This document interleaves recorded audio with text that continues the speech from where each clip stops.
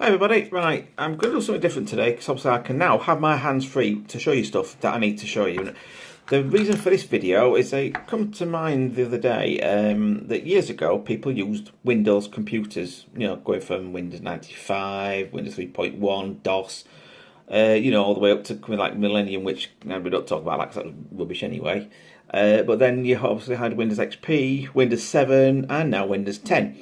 Now, the thing is, I've noticed is that what seems to be happening is that people are tending to use mobile phones more for basically everything. Long gone are the days of the old ones that you just basically sent some text messages and you could ring somebody, and that's what they did. Whereas now, obviously, like I'm doing now, I'm recording this on my phone.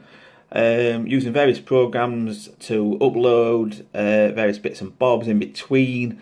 Now hopefully I'm going to be doing things like Windows XP, sort of screenshots, that type of stuff in between, if need be. Now the biggest thing that I've actually found is also doing data backups. Now I don't know if you've ever seen these, but from obviously you take mobile phone, the photos on your mobile phone, because it's a lot easier than carrying a big camera about. I use this for one of the things. It's a little dongle.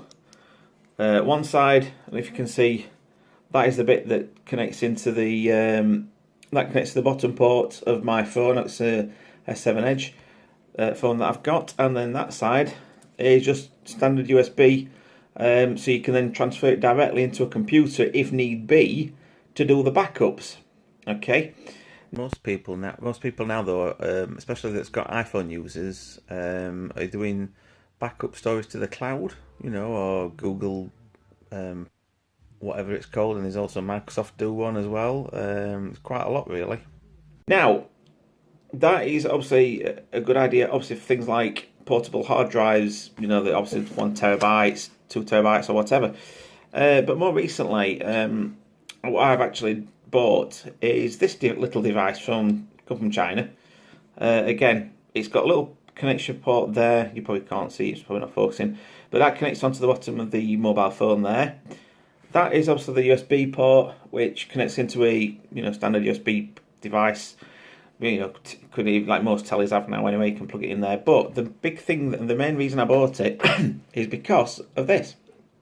And that's a micro USB port. So when I'm actually using it, things like in the car, using video camera footage in the car, what I can do is take the actual card out of there, plug it directly into there, and then that fits into the phone, and I can use a program that I've got on the phone to transfer all the stuff over, which is great. So much easier. And also editing, if I wanted to do things like you see these videos where you have bad drivers, people driving really badly, that type of thing as well. Obviously things like photo editing, that you can use that on your phone as well.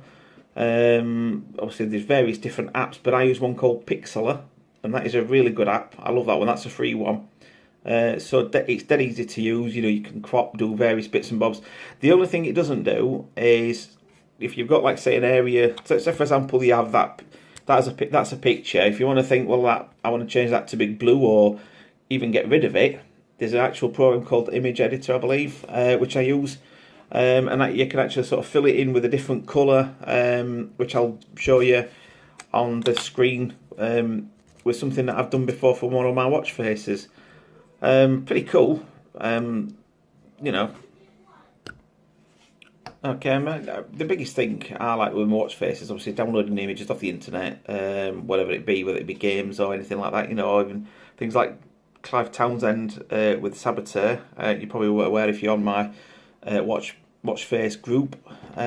He's kindly donated. He's loading screens for the Spectrum game Saboteur and Saboteur 2.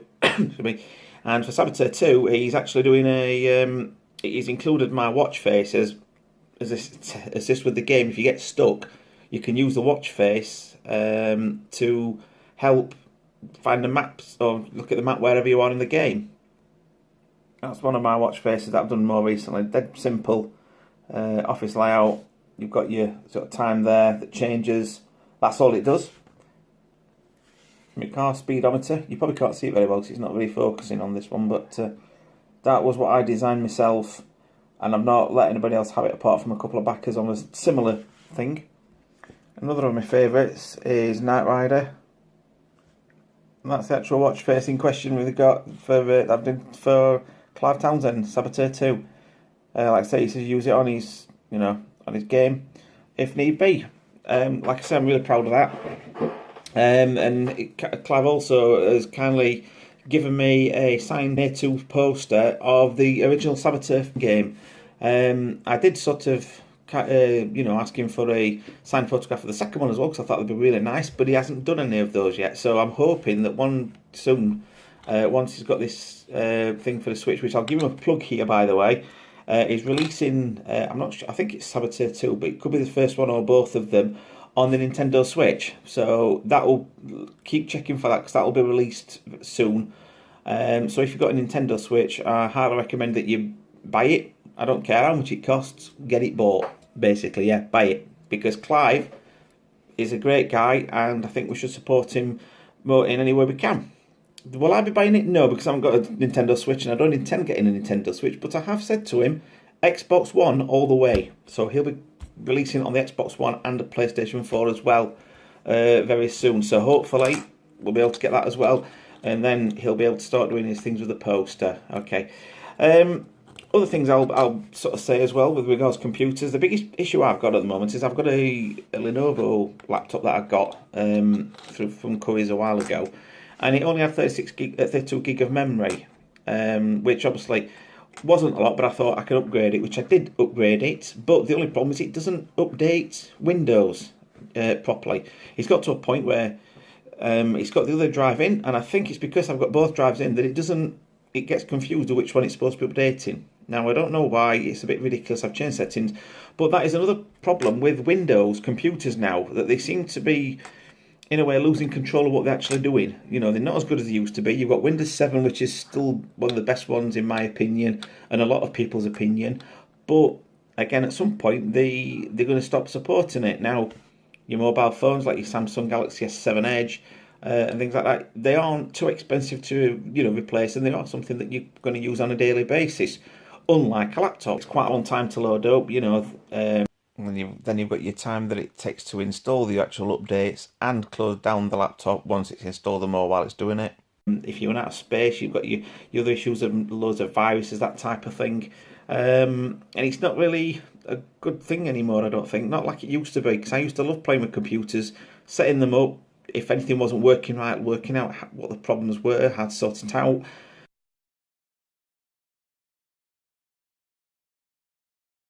But you get a mobile phone, it's on Android.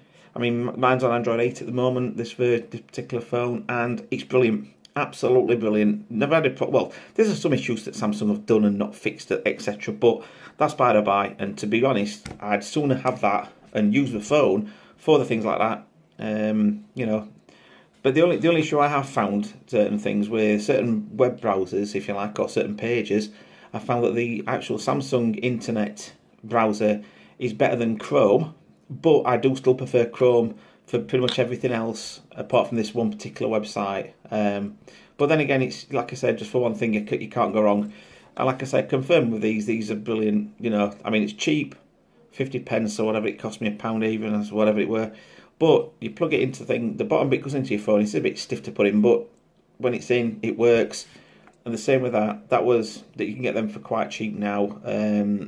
But again, portable storage devices, stick it in there, stick in your bottom bit in your phone, or you can then copy it into a computer if you have one. If you don't, you can still use it, so it's all great. Okay. One other thing I didn't actually mention, which I've just thought about, is basically the size of the computers. If you've got an actual PC, usually, the tower cases or whatever, you can't be lugging around monitors, keyboards, base units, etc.